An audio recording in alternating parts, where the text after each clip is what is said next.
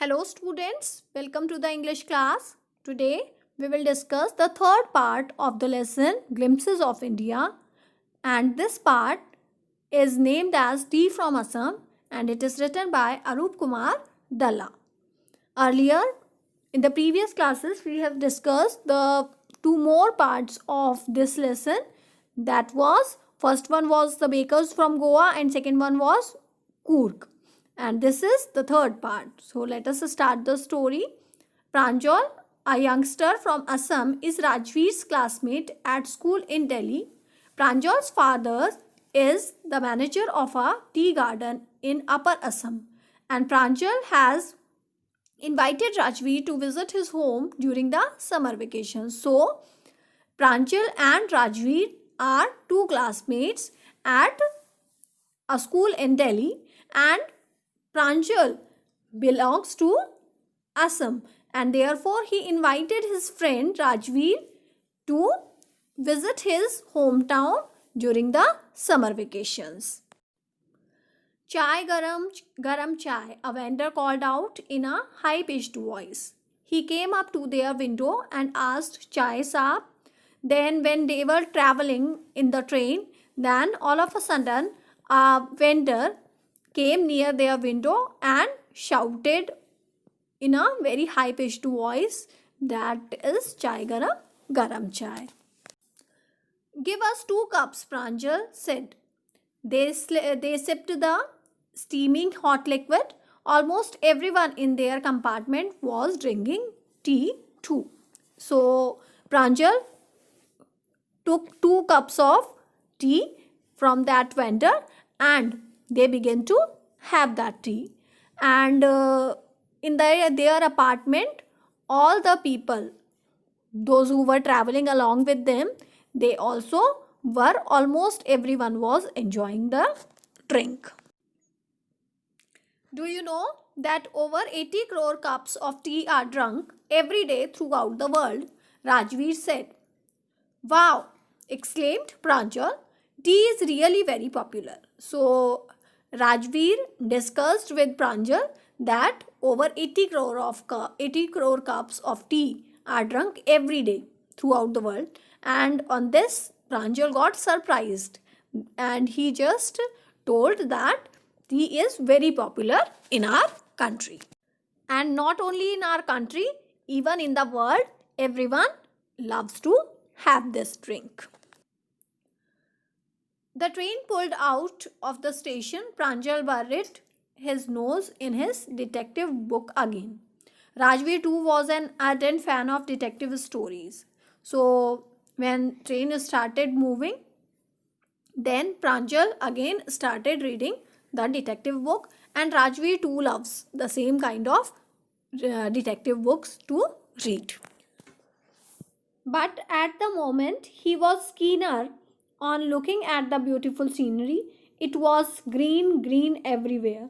Rajveer had never seen so much greenery before. But when Pranjal was reading the detective book, and at that time Rajveer was looking outside the train through the window, because he was very keenly looking towards the greenery which was visible everywhere there. Then the soft green paddy fields gave way to the tea bushes. It was a magnificent view. Against the backdrop of densely wooded hills, a sea of tea bushes stretched as far as the eye could see. So when he was looking outside the window of the train, then he saw the magnificent view of tea garden, and it was just like the paddy fields. Dwarfing the tiny tea plants were sturdy shade trees, and amidst the orderly rows of bushes busily moved doll-like figures. In the distance was an ugly building with smoke billowing out of tall chimneys. Then he just diverted himself and saw a factory from whose chimneys were throwing the smoke. Hey, a tea garden, Rajveer cried excitedly. Pranjal, who had been born and brought up on plantation, did not share Rajveer's excitement. So when Rajveer saw the tea garden, he just shouted in out of excitement.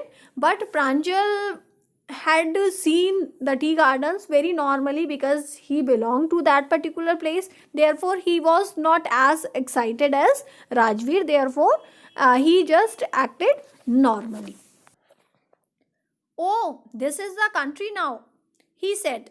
Assam has the largest concentration of plantations in the world. You will see enough gardens to last you a lifetime. So, Pranjal told Rajveer that okay, you have seen the tea plantation and Assam is full of all those, and it is famous in the throughout the world even. And you will see enough tea gardens here at Assam that you won't forget throughout your life. I have been reading as much as I could about tea. Rajveer said, no one really knows who discovered tea, but there are many legends. So Rajveer had read about the history of tea, and therefore he discussed it with his friend Pranjal that no one really knows. Everyone loves to have the tea, but no one really knows that who discovered actually the tea. But he said that there are many legends, many stories regarding this. What legends? Well, there's the one about the Chinese emperor who always boiled water before drinking it. So his friend Pranchal asked that what sort of legends you are talking about. Then Rajveer told him that there is a legend about a Chinese emperor who always drink boiled water. One day, a few leaves of the twigs burning under the pot fell into the water, giving it a delicious flavor. It is said they were tea leaves. So, as we know that the emperor used to have the hot water, boiled water before drinking. So, one day, few twigs of leaves fell into that boiled water and it gave a delicious flavor while drinking. Therefore, it is said that those twigs of leaves were the tea leaves. Tell me another, scoffed Pranjal. So Pranjal just requested his friend, please tell me another legend because he find the first one quite interesting.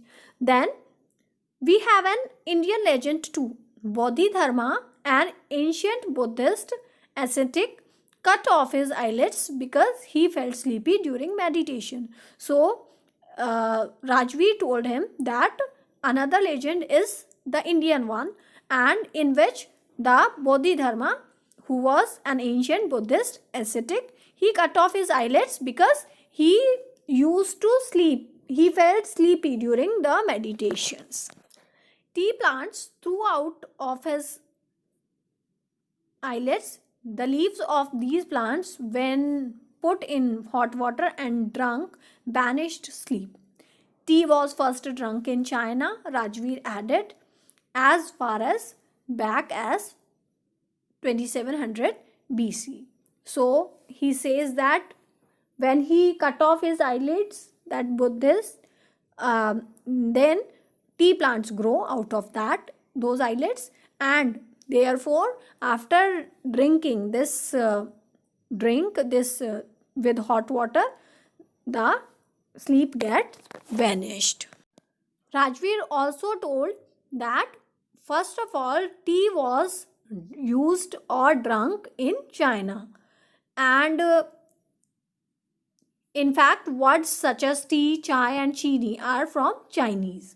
Tea came to Europe only in the 16th century and was drunk more as medicine than as beverage. So Rajveer also told Pranjal that these all words tea, chai and chini, they have originated from China itself, and here in and at Europe in the 16th century it was being used, and at that time, means during the 16th century, tea was being used as more as medicine than as beverage.